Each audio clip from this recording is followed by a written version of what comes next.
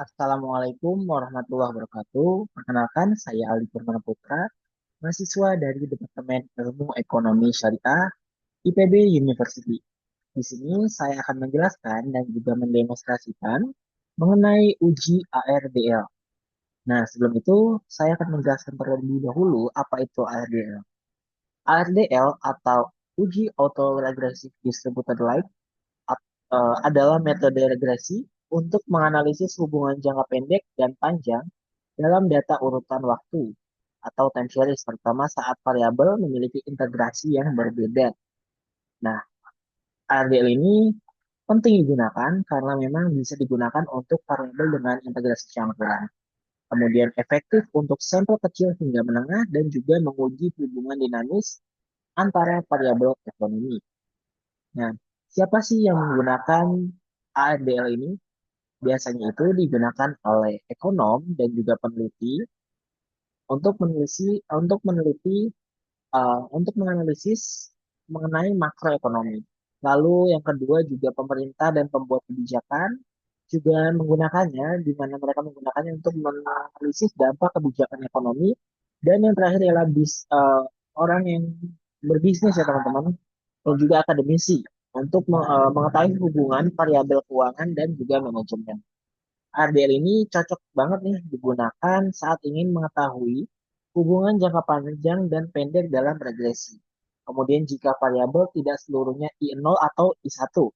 Dan yang terakhir ketika sampel data relatif kecil hingga menengah.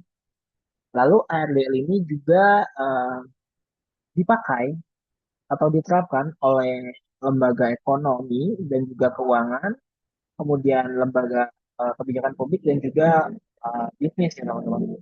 Nah, untuk cara kerjanya sendiri, ada ini yang pertama uji stasionaritas, kemudian pilih leg yang optimal, kemudian ketiga ialah uji bond test untuk melihat kointegrasinya, keempat estimasi model LDL, kelima uji diagnostik, dan yang terakhir tentunya interpretasi hasil ya.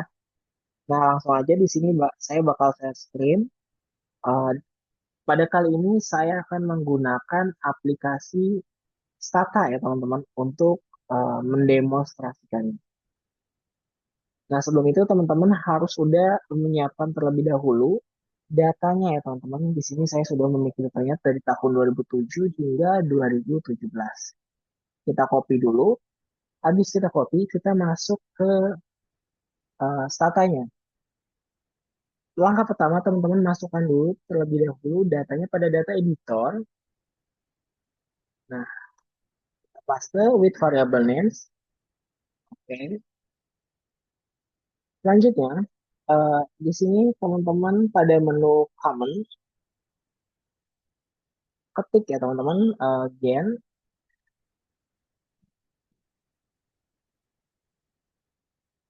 t sama dengan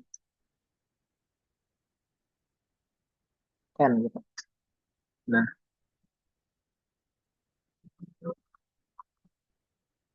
selanjutnya ketik kembali pada bagian common gen new t sama dengan PQ. Ini karena saya datanya itu kuartal, makanya di sini TQ ya teman-teman. Kalau emang teman-teman datanya itu bulanan, bisa ketiknya TM. Nah, ini karena data saya dimulai dari tahun 2007, saya ketik di sini 2007, kemudian Q1, kuartal 1 ya, plus T-1.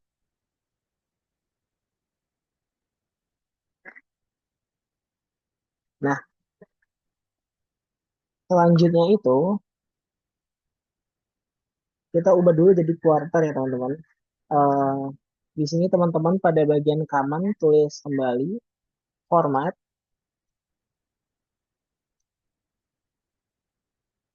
format, persen, PQ, new ten, enter. Nah, terus jangan lupa juga untuk isi dulu ya teman-teman. Nah, di set new tab. Nah, ini dia datanya itu udah benar ya. Dari tahun 2007, kuartal 1 hingga 2017, kuartal 4.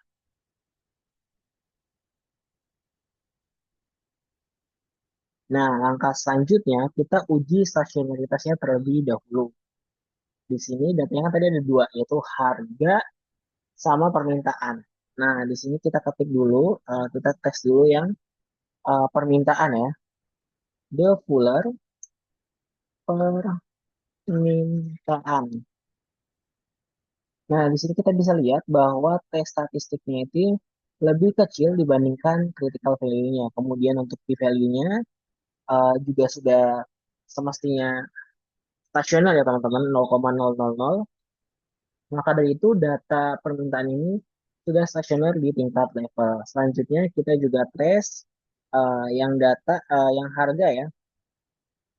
Di sini the fuller harga.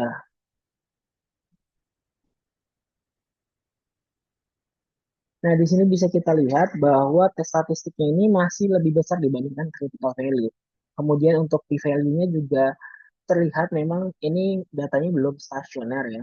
Maka dari itu kita perlu tes kembali pada tingkat first difference. Eh, Ketik lagi tadi. eh,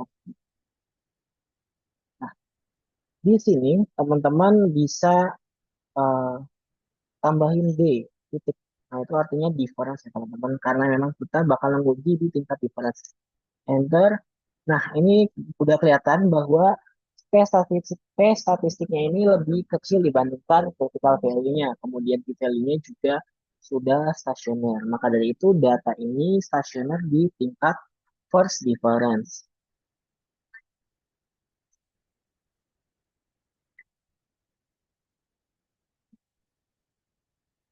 Nah, langkah selanjutnya eh, kita balik ke common. Ke common kita masukin nih the harga ini ke sini ya teman-teman. Nah, kita tulis saja pada menu common yaitu gen D harga sama dengan D titik harga. Nah, di sini ada data yang hilang ya, one missing value. Nah, untuk mengembalikan datanya, kita bisa balik ke menu kamu lagi, yaitu caranya itu replace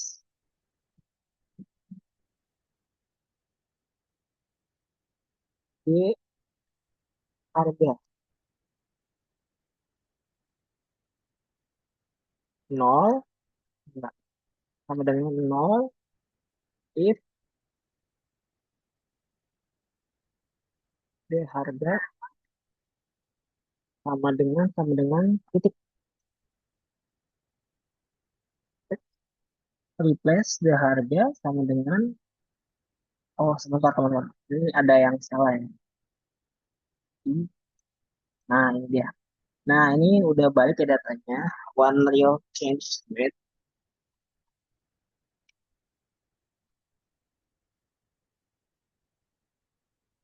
Nah, setelah kita uji stationer ini, kita uji kointegrasinya, teman-teman. Kita uji kointegrasinya menggunakan Buntes ya, teman-teman. Di sini pada bagian taman, ketik SSC, install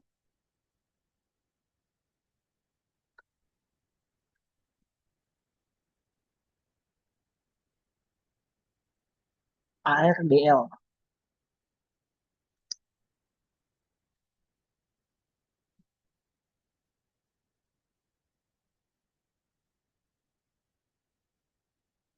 lagi diproses ya teman-teman, mohon ditunggu.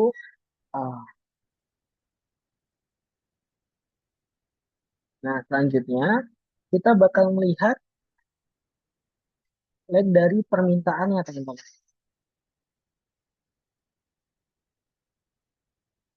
Nah, di sini tulis aja ARDL. Di sini kita bakal lihat dependen dan independennya teman-teman. Jadi di sini ketik dua ARDL, kemudian dependen.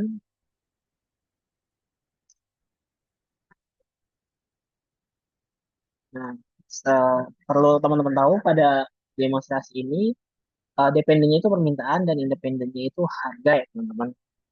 Jangan nggak bingung. Jadi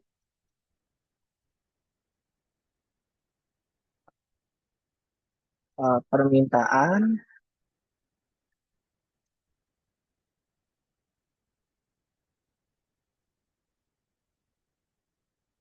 eh, kemudian D, harga, koma, max, leg ya teman-teman.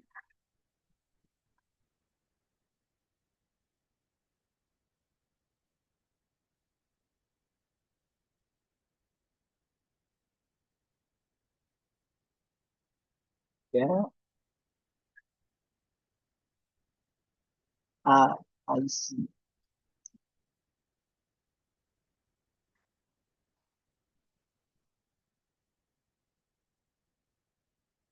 Dan bisa kita cek di sini keterangannya itu ARDL 10 ya teman-teman, regression.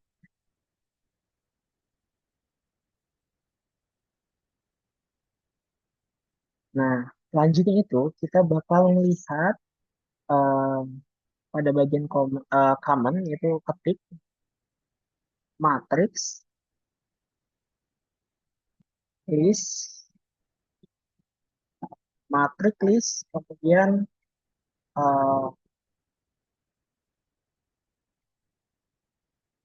matrix list, eh,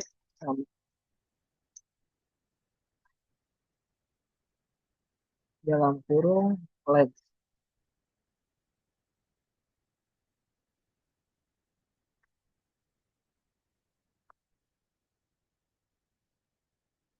Nah, di sini udah lihat ya teman-teman, udah keluar datanya. Untuk legs-nya sendiri itu yaitu 1 sama 0 ya di sini. Permintaan 1 dan harga itu 0. Nah, untuk itu kita bakal fokus nih pada leg 1 dan 0 teman-teman. Nah, di sini kita tulis aja teman-teman FDL eh, tadi. Cuman ini diubah nih teman-teman. Di sini 1 kemudian 0.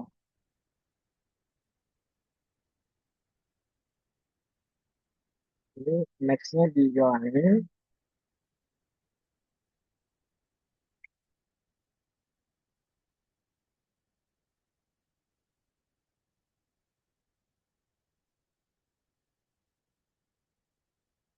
Kalau teman-teman ada yang kurang, jadi setelah ini eh, kita uji bontes ya. B,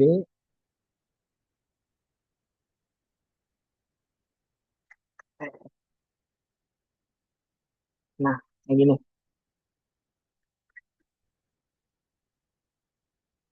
Nah, di sini udah keluar ya teman-teman. Eh, bisa kita lihat pada bagian pasaran ALDL Bontes ini F-nya itu 19,1 19,288 kemudian T-nya itu minus 6,181 ya.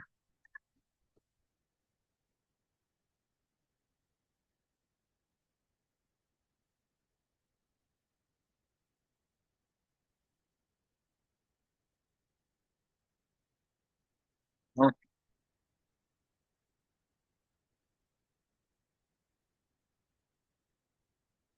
nah, jika setelah kita lihat ini, kita juga perlu lihat ini nih.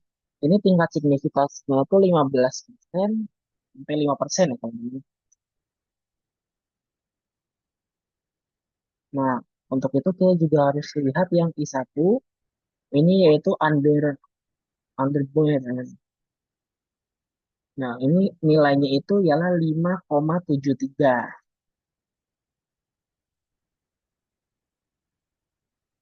Kalau misalnya emang lebih besar daripada F ini, maka terdapat kointegrasi ya teman-teman. Nah, selanjutnya itu kita bakal melihat dari segi error correction ya teman-teman. Bisa kita lihat lagi pada bagian atas. Di sini error correctionnya itu ialah eh, yaitu minus 1,004235. Ini untuk error correctionnya teman-teman ya. Jadi error correction itu ini angkanya teman-teman. Minus 1, sekian. Nah, bisa kita lihat juga pada bagian P ini. Di sini sudah signifikan ya. 0,00.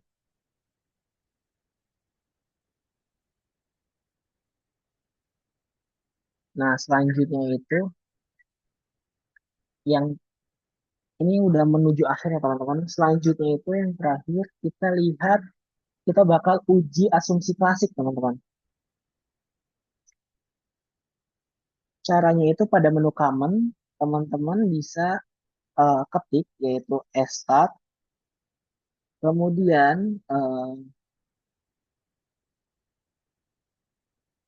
B BOD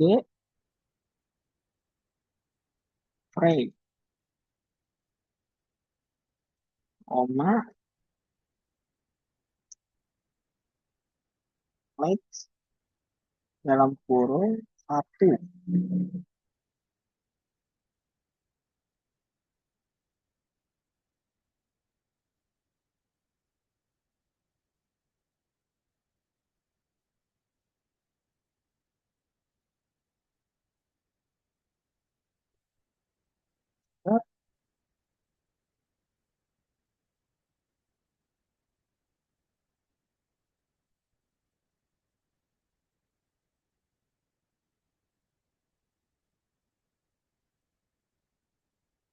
Coba kita ulang. B board.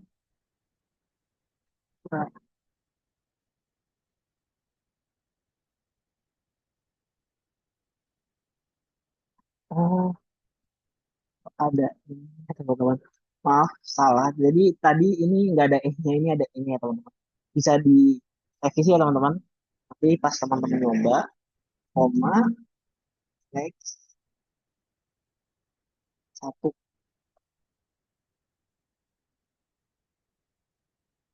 Nah,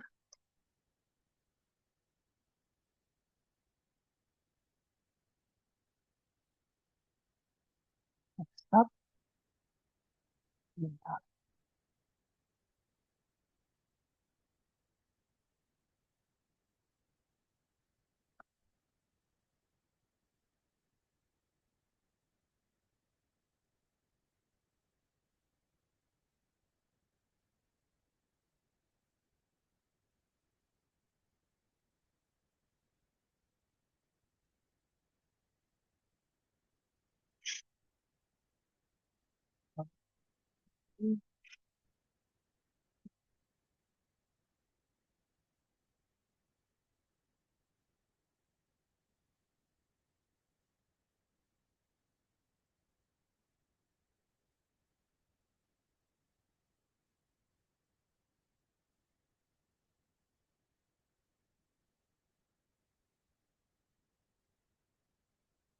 stop.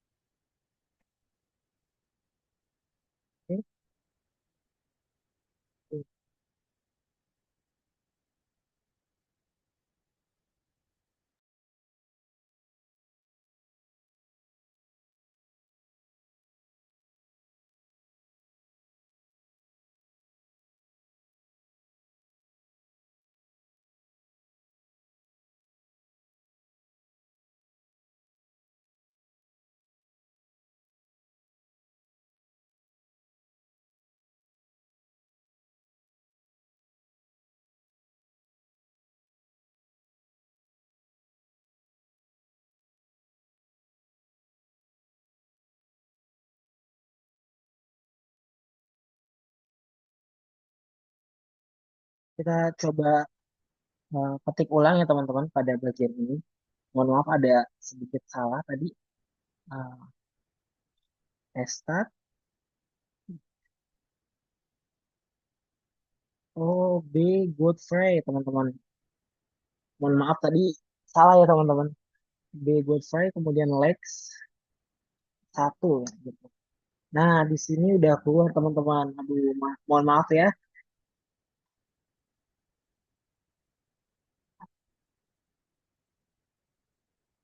Nah, di sini datanya tuh udah keluar. Nah, di sini datanya tuh lebih besar ya teman-teman pada bagian probabilitasnya. Di sini 0,8 sekian lebih besar. Em, nah, itu artinya itu bisa kita simpulkan tidak ada masalah eh, autokorelasi ya teman-teman. Nah, selanjutnya itu yang terakhir ketik lagi eta, kemudian intes ya teman-teman. Intes y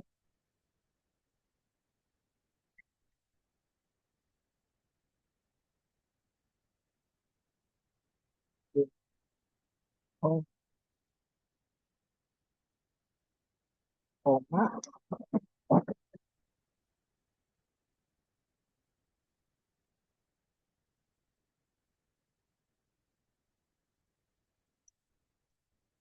Nah, ini teman-teman udah keluar. Ini 0,9 ini teman-teman. Ini lebih besar. Nah, nah ini bisa kita bisa kita simpulkan karena ini lebih besar dari 0,5 tadi ya teman-teman. Maka bisa kita simpulkan bahwa ini tidak ada masalah dengan heteroskedasista. Oke, mungkin itu aja ya teman-teman dari saya. Mohon maaf jika tadi banyak sekali errornya ya teman-teman. Jadi kita sama-sama belajar. eh, Pada akhirnya kita bisa. Nah, itu aja mungkin dari saya. Jika ada hal yang memang masih kurang jelas, bisa ditanyakan di kolom komentar. Saya akhiri. Wassalamualaikum warahmatullahi wabarakatuh.